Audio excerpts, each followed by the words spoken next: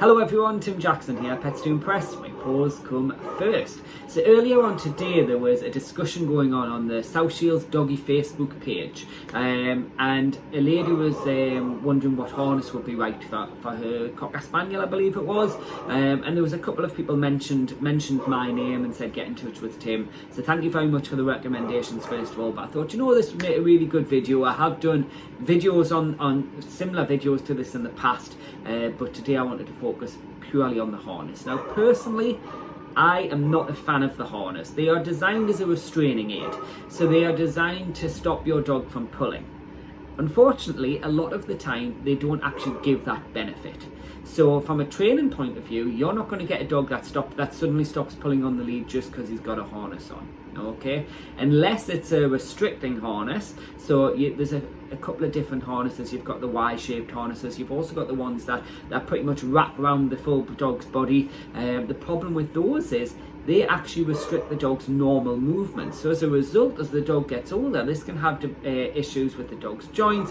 It can have issues with the dog's normal gait. I'm not a fan of harnesses from a medical point of view for that purpose. From a training point of view, I think they're a false economy. So if you were to think of a dog that would pull a sledge, my initial instinct would go straight to a husky. So that's what huskies do. Huskies pull sledges. What do huskies wear? Huskies wear harnesses. And what do they do when they have them harnesses on? They pull. There's a reason why they wear the harnesses rather than a collar. They wear the harnesses because once a dog realizes that they can actually put all their body weight into the harness and actually pull more, then they do. And that's what you see with a lot of people and a lot of owners. In the past, I've obviously we do a lot of one-to-one training and things like that. I've been to people's homes and they've literally had 10 to 20 different style harnesses. Oh, we've tried this, we've tried that. Nothing seems to work. It'll work for a couple of days and then we'll go right back to square one. A lot of dogs realise very quickly that if they put all their weight into that harness, they can actually pull further. We've got to think why dogs are pulling to begin with. That's an important part. Dogs pull because they want to get round the corner. They want to get to that end destination. They want to get to the beach, to the park. They want to go and see the mates. They might have an interesting scent that they want to go and smell.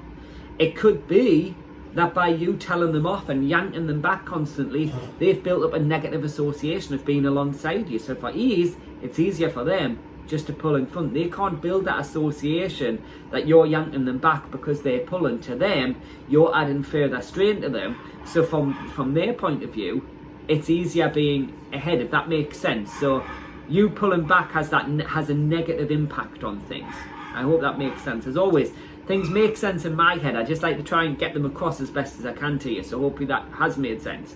But with regards to a harness, personally, if you've got a harness, the only time I would say a harness is really acceptable is if you've got what's classed as a brachiocephalic breed dog. So a dog with a squished up face. So your Frenchies, your Pugs, your Shih Tzus and things like that. They struggle to breathe at the best of time.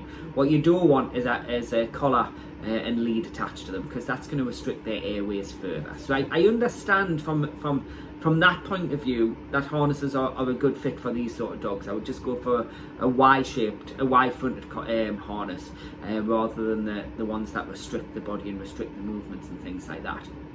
The rest of the breeds, all you need to do is put in a little bit of time and a little bit of training. Lead training does not take a lot of time.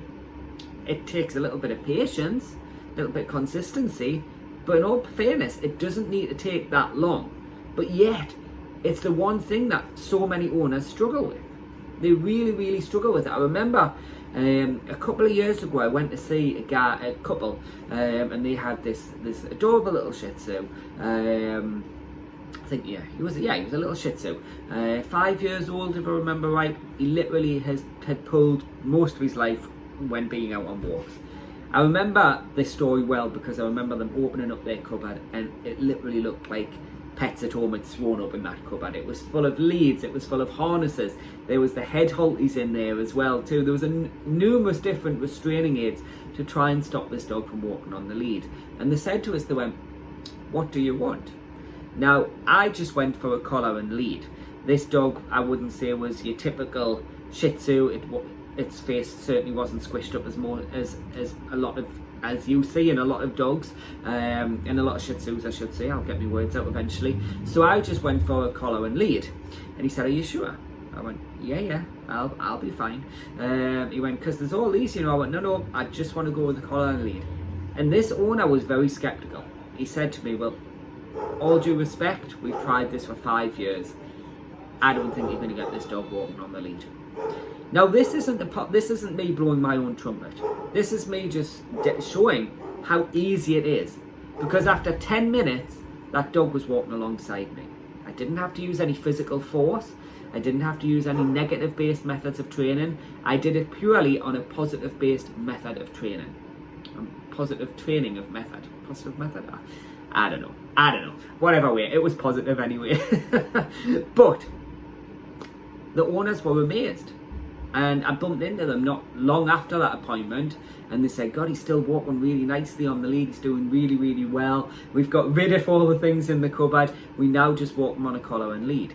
And it doesn't have to take a lot. Well, it doesn't take a lot to train your dog on the lead. That's the point I'm trying to get across. People will spend fortunes on restraining aids. Not just your harnesses, your head halties, different types of leads and things like that. A lot of people go with extendy leads as well because they find that's easier. It's not. I'm not a fan of extendy leads. That's a different video altogether. Personally, I'm a big fan of just a collar and lead. And if you'd like to know how to train your dog, I'd happily send you a training guide. So we have training guides that we hand out that we give to all of our puppy school graduates. But I'll happily email one over to you. A lot of the information in there will be aimed at puppies, but this section on the lead training is exactly the same whether it's a 12-week-old puppy or a 12-year-old dog. So if you'd like a copy, send me a message with your email address, and I will send you one over first thing tomorrow for you. And if anyone has any questions on today's video, then please just comment below. If anyone has any video requests for me, please just comment below or send me a message and I'll upload one as soon as I possibly can. For now though, this is Tim from Pets to Impress. The paws come first.